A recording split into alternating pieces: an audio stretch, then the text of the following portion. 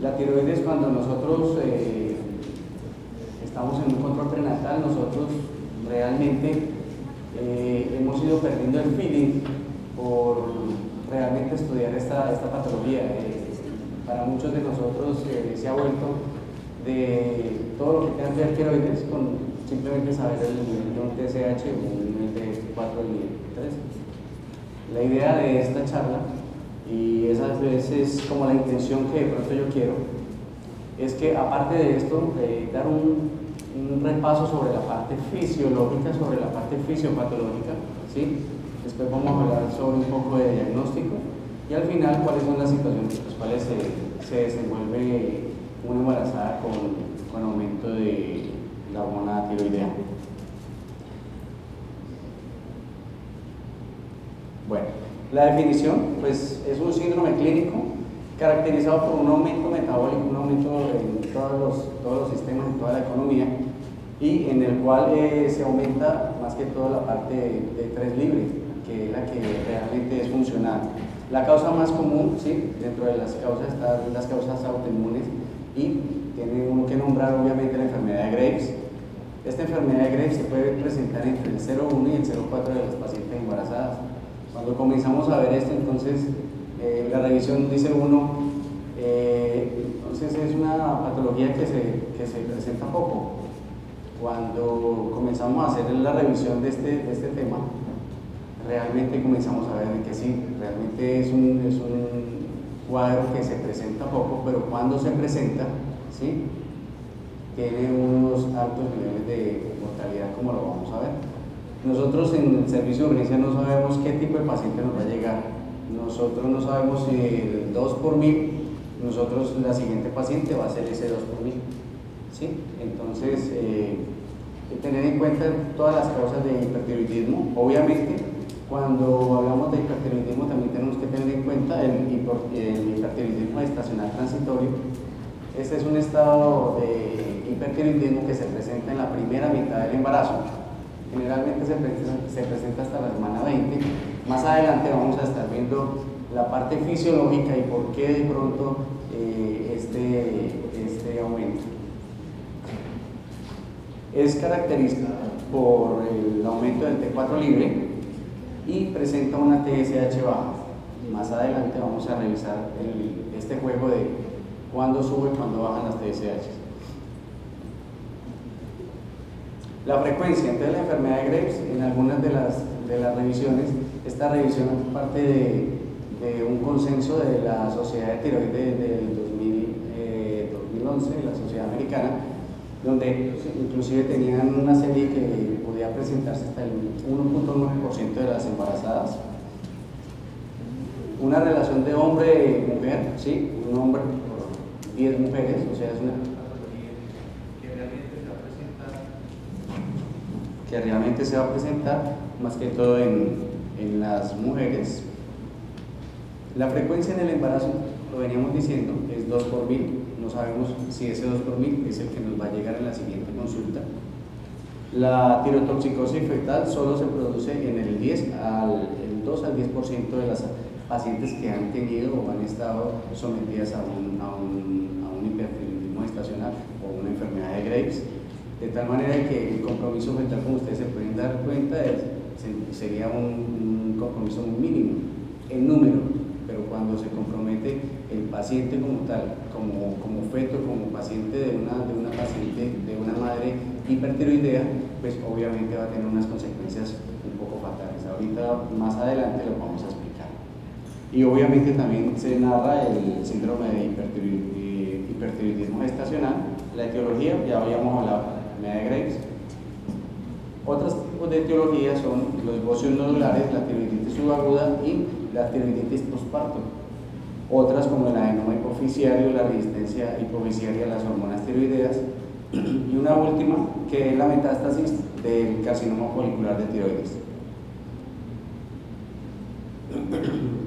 En cuanto a la introducción, tenemos que en esta diapositiva, así que la paciente está en embarazo, obviamente tenemos un órgano que se llama placenta que está ávido por comenzar todas sus actividades endocrinas, y como órgano endocrino él aumenta la producción de estrógenos. En el momento que aumenta la producción de estrógenos, pues también hay otro tipo de desencadenantes que comienzan a funcionar. Dentro de ellos la hormona gonadotropina coriónica, ¿sí? Que siempre hablamos de la fracción beta de la gonadotropina coriónica. En este caso, en esta exposición, vamos a hablar de la contraparte, de la fracción alfa de la hormona gonadotropina coriónica, que tiene una similitud molecular con la TSH, de tal manera que ella va a competir en los receptores tisulares y va a disminuir prácticamente a hacer disminuir la TSH. En el primer trimestre, por ejemplo, nosotros tenemos una embarazada, y esa embarazada generalmente, si tú le tomas un nivel de TSH, no pudiera estar de más de 2.5 miliunidades por litro. Secundario a este boom que está teniendo la placenta como órgano endocrino, vamos a tener unos cambios fisiológicos más importantes de pronto para la charla o para los objetivos de la charla, y vuelvo y recalco, es que la disminución del TSH en el primer trimestre, esta alcanza a disminuir hasta en un 60-80%, ¿sí? Hasta la semana 10-12. Hay una recuperación muy tenue hacia el final del embarazo. Esta disminución de la TSH, ¿sí? Ya lo estábamos explicando, es por una homología que hay entre la fracción alfa de la gonadotropina coriónica. Los T3 y T4 totales, hay aumento de ellos hasta la semana 20, después hay una estabilidad hasta la semana 40. ¿Y por qué? Obviamente ellos van muy de la mano del aumento de la producción de la proteína transportadora. ¿Por qué? Porque esta proteína transportadora depende mucho de ese aumento o de ese estímulo estrogénico. De pronto me meto mucho en la parte de medicina interna, pero realmente en el tipo de charla yo creo que es bueno que nosotros sepamos para dónde vamos. Ya se van a dar cuenta en un resumen que vamos a hacer más adelante. El T3 y el T4 libres, ¿cómo van a estar? El T4 libre va a estar muy aumentado, ¿sí? Es transitorio hasta el final del primer trimestre, ¿sí? Obviamente por lo que habíamos dicho del aumento de la alfa gonadotropina coriónica. ¿Qué va a pasar con la proteína transportadora de la hormona tiroidea? Ella va a aumentar hasta el doble por el estímulo estrogénico. Ella, aparte de eso, a nivel renal, hay una disminución del aclaramiento, ¿sí? Por un proceso de glicosilación que sufre su estructura. Entonces, al final, ¿qué va a pasar? Pues que el T4, que va a ser transportado, va a ser mucho mayor, ¿sí? Este T4 va a ser mucho mayor hasta la semana 40. Entonces, toda la unión de estos factores van como haciendo un enrejado de qué es lo que está pasando al final de un proceso de hipertiroidismo. La gonadotropina coriónica, como lo estábamos hablando, ella va a tener una producción máxima hasta la semana 12. Tiene una similitud con la TSH, estimula T3 y T4 libres y disminuye la concentración del TSH.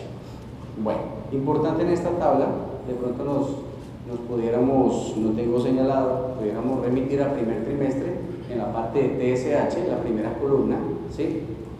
Ahí lo que tenemos de todos los cambios fisiológicos,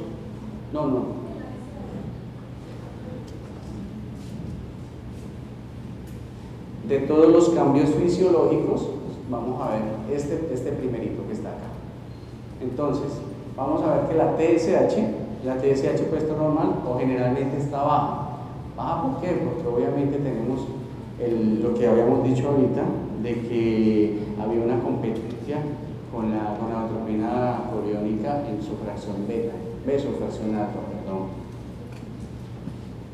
¿Qué consecuencias va a tener entonces todo este tipo de cambios fisiológicos en el embarazo? Disminución en el primer trimestre de la TSH, aumento de la gonadotropina coriónica, ¿sí? Ellos van a hacer un efecto a nivel hormonal, ¿sí? Inferior y pobremente definido. ¿Qué quiere decir esto?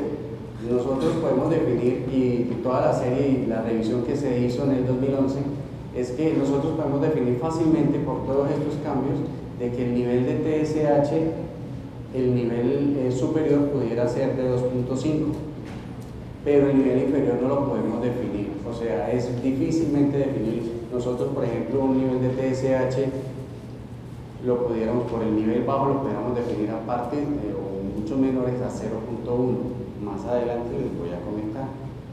El nivel de TSH fetal obviamente va a disminuir en la semana 12, ¿sí? ¿Y qué es importante saber de esto? De que el TSH materno va a estar en íntima importancia en el desarrollo de ese bebé. Desarrollo neuronal, ¿sí? La mielinización de los axones. ¿Por qué? Porque en ese momento ese bebé depende del TSH de la mamá, ¿sí? Entonces, mucho cuidado con esto, que es un tema que vamos a tener en cuenta. Entonces, importante para la migración neuronal, ¿sí? Importante para facilitar la mielinización. La fisiopatología, pues obviamente la enfermedad de Graves, ¿qué es? Es un aumento de la producción de anticuerpos, ¿sí? Que se van hacia los receptores de la TSH en el tiroides, ¿sí? Estos anticuerpos son los IgG, y aumenta la producción del coloide. ¿El coloide que tiene? Tiene T3 y T4. Estos a su vez entonces inhiben la TSH.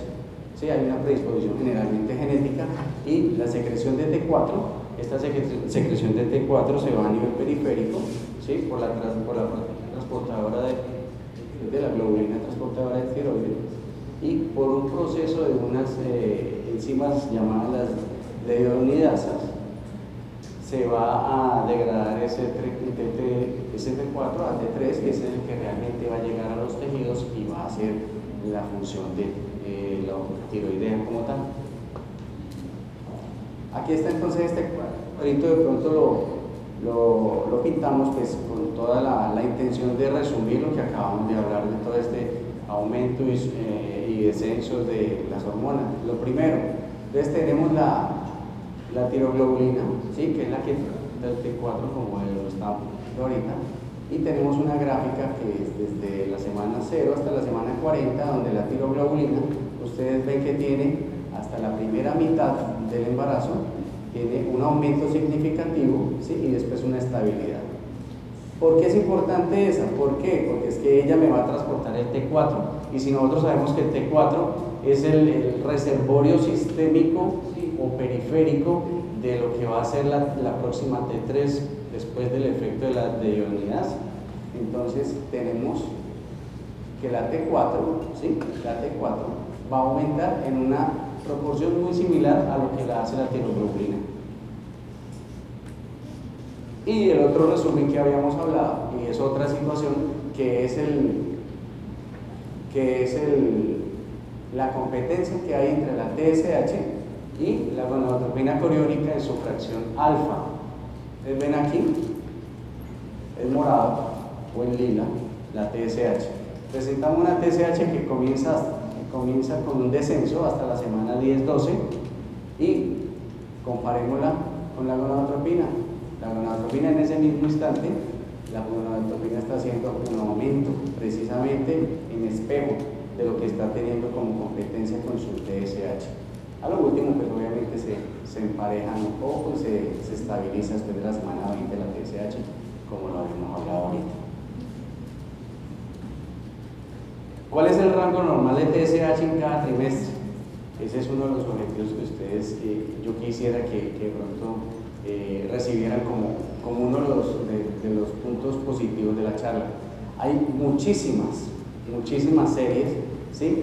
Donde hablan del nivel superior y el nivel inferior. Con muchísima facilidad, ustedes ven que aquí se han dividido por primero, segundo y tercer trimestre. El primer trimestre, ustedes ven series que tienen desde 0.08 hasta 2.73, donde el nivel superior, a pesar que de pronto aquí hay una serie que de pronto se sale mucho de lo normal, casi todas están muy cercanas al 2.5, ¿sí? Lo que dice el autor es que hay dificultades con el nivel inferior. Entonces, el primer trimestre, de los 3 trimestres que hay por estudiar, el primero es el único que realmente dicen está entre 0.1 y 2.5 de TSH como niveles normales en el primer trimestre. Ya después del segundo trimestre al tercer trimestre, el nivel inferior definitivamente tiene algunas dificultades. Y muchos de los autores inclusive están en estudio todavía de que ese nivel de TSH, el nivel superior, no sea de 2.5, sino que muchos autores están proponiendo de que este nivel sea aproximadamente 3. ¿Sí? Entonces eso para quienes van a estudiar de pronto una paciente con hipertiroidismo sería demasiado importante tenerlo en cuenta. ¿Cómo vamos a hacer entonces el diagnóstico? ¿Sí? Entonces vamos a ver los síntomas, vamos a ver los signos, vamos a ver los paraclínicos. Entonces, los primeros síntomas, y son síntomas muy dispersos, si ustedes se ponen a ver, paciente nerviosa, pues no toda paciente nerviosa tiene hipertiroidismo, ¿cierto? Algunas pacientes sí. Bueno, pérdida de peso, disminución del apetito, palpitaciones, intolerancia al calor, sudoración profusa, labilidad emocional, debilidad muscular y disminución en la frecuencia de las deposiciones. Si ustedes ven estos síntomas como muy frecuentes a cualquier embarazada, ¿sí o no? Todas por la toma del hierro, todas tienen disminución de las deposiciones, da calor, están estresadas, ¿sí? Sudoración. ¿Qué embarazada no tiene calor? Todas. Entonces, ¿nosotros qué vamos a hacer? Vamos a unir los síntomas a los signos. Y aquí encontramos entonces taquicardia o fibrilación auricular. Ya comenzamos nosotros a intentar descartar pues otra cosa que de pronto nos diga esta señora se salió del parámetro normal de una embarazada a una embarazada que probablemente tenga algún problema tiroideo. Hay ensanchamiento de la presión de pulso, uno encuentra unas presiones diferenciales con unas sistólicas elevadas, unas diastólicas bajas. Piel tibia, suave, húmeda, temblor, debilidad de los músculos proximales, crecimiento anormal del tiroides para muchas de las pacientes, o sea, hay que palpar el cuello, hay que mirarla. ¿Y qué paraclínicos vamos a hacer? De base, el TSH, nunca olvidarse del TSH. Miren todo lo que hemos hablado, ¿sí? Entonces yo quiero que se interpreten los exámenes de una manera adecuada y no solamente vamos a hablar de tiroides y todo el mundo dice ¿cuánto tiene el TSH y cuánto tiene el T4 libre? Y eso es lo único que nosotros sabemos de la paciente que tiene problemas de tiroides. Entonces miren todo lo que de pronto se puede hablar antes de hablar de un TSH elevado o bajo, o de unos niveles de T4 elevados o un T3 elevado. En muchas de las pacientes se pudiera pedir anticuerpos antitiroideos, ¿sí? Obviamente contra el receptor de la TSH. Importantísimo, ¿por qué? Porque es que este anticuerpo antitiroideo nos va a hablar mucho de pronósticos. Esta paciente, ¿qué tanto pronóstico tiene que quede realmente sufriendo el tiroides de un embarazo? Esta paciente, ¿qué tan grave va a tener su cuadro de hipertiroideo?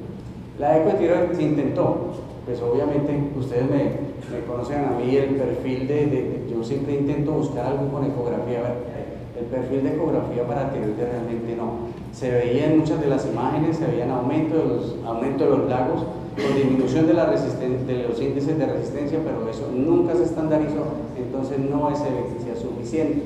La gammagrafía pues no se puede utilizar en el embarazo. La enfermedad de Graves, entonces vamos a tener en la enfermedad de Graves anticuerpos contra los receptores del TSH, anticuerpos antiperoxidasa, ¿sí? Y generalmente esto se tiene que esperar para hacer hasta la semana 20-24. Hay un hipertiroidismo clínico en el cual hay disminución de la TSH, ¿sí? Con aumento de la T3 y de la T4 libres, no los totales sino los libres. Hipertiroidismo subclínico, ausencia de síntomas, la señora que nunca tuvo ningún síntoma pero que fue a un tamizaje y que dentro del tamizaje le dio una TSH disminuida, unos T3 y T4 libres.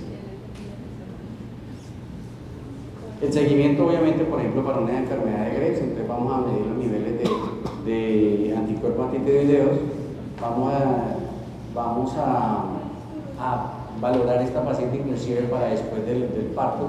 Vemos que después de las 20 semanas del parto la señora generalmente ya ha presentado recuperación de los niveles, ¿sí? Y miramos la prevalencia del 1 al 5% de hipertiroidismo en la parte fetal y en la parte neonatal.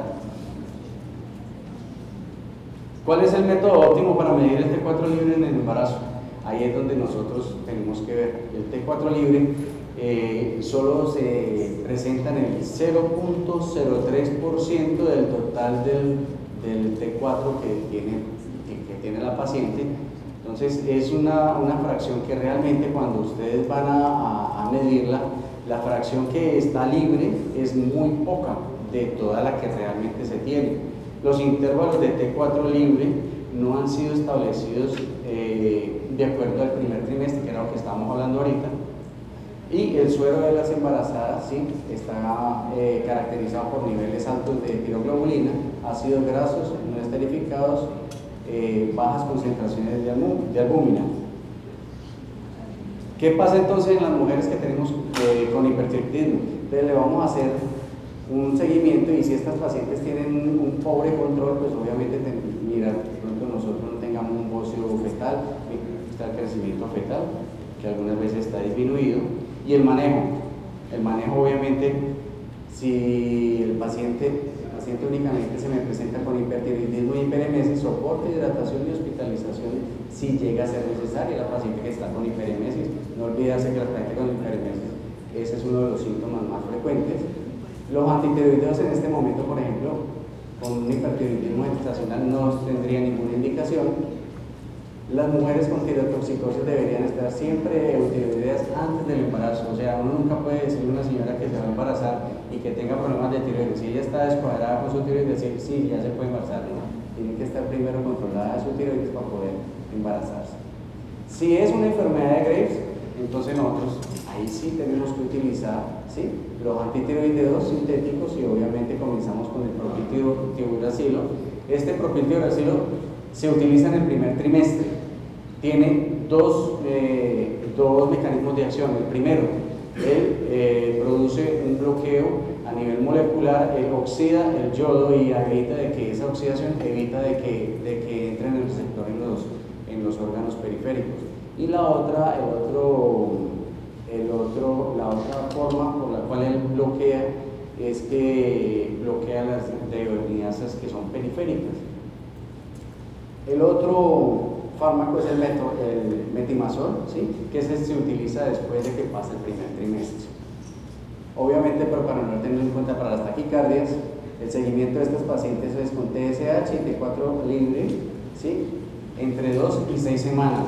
Aquí no es para llegar y decir la paciente se va a recuperar en 2 semanas y el TSH va a estar normal en 2 semanas. En estas pacientes pueden demorar hasta 6 semanas para mejorar el TSH. En muchas pacientes se propone la tiroidectomía cuando la paciente o es alérgica o no controla sus niveles con fármacos, ¿sí? Y obviamente la ingesta de yodo, mínimo de 250 microgramos al día. Muy probablemente esta charla, si yo la estuviera dando 40 años antes, muy probablemente estuviera un poco más vigente cuando la sal no era yodada. Ahora obviamente a nivel mundial en todas las partes, pues la sal es yodada y este tipo de patología poco menor. Bueno, esta es la parte comercial. Una imagen pues, de la tiroidectomía, que está indicada solamente en pacientes alérgicas, ¿sí? Cuando han tenido poca adherencia o hay altas dosis no ha tenido respuesta a las altas dosis de medicamentos. Generalmente se hace en el segundo trimestre, ¿sí?, cuando se va a programar.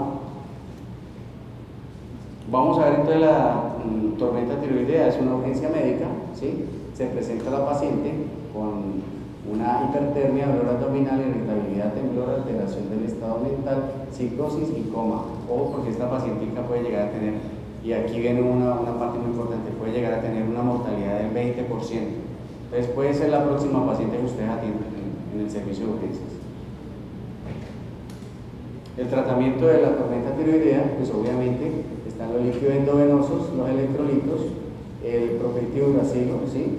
Si la paciente está inconsciente, podría ser por sonda o vía rectal y continuar 150 miligramos cada 6 horas. El yoduro de sodio, 150 miligramos cada 6 horas, y la hidrocortisona. Obviamente el propanolol siempre va a estar acompañando el tratamiento de los pacientes con hipertiroidismo, ¿sí?, para evitar las taquicardias, estar midiendo la temperatura, colocar oxígeno y tomar cultivos. Tiene una mortalidad del 20%. Ya casi para terminar, tenemos la tiroiditis postparto, ¿sí? Mirar que pudiera llegar a ser secundaria o tránsito, en un 32% presentarse en las pacientes que venían con la tirotoxicosis transitoria, que pensamos que no iba a pasar nada, y resultó que en el posparto nos hizo una tirotoxicosis, una tiroiditis posparto. Cuando viene un hipotiroidismo transitorio, en un 43% en estas pacientes se pudiera llegar a presentar este tipo de cuadro hasta en los primeros 12 meses. También se puede presentar del eutiroidismo. Entonces, como ustedes pueden darse cuenta, la tiroiditis posparto se puede dar del hiper, se puede dar de la paciente que venía normal o se puede dar de la paciente que viene con el hipo, ¿sí? Nunca usar pues antitiroideos de síntesis, y el control se vuelve un control cada 2 meses por el primer año. Este es para decirle el control con una pacientica, un control hasta el primer año cada 2 meses. Los factores de riesgo para hipertiroidismo permanente pues son todos estos que nosotros habíamos hablado, y el embarazo pues obviamente es una prueba de estrés para el tiroides materno, ¿sí? La falta de diagnóstico y de manejo oportuno lleva pues a graves complicaciones de riesgo vital materno-fetal, ¿sí? Aquí está la bibliografía y yo les agradezco mucho la atención.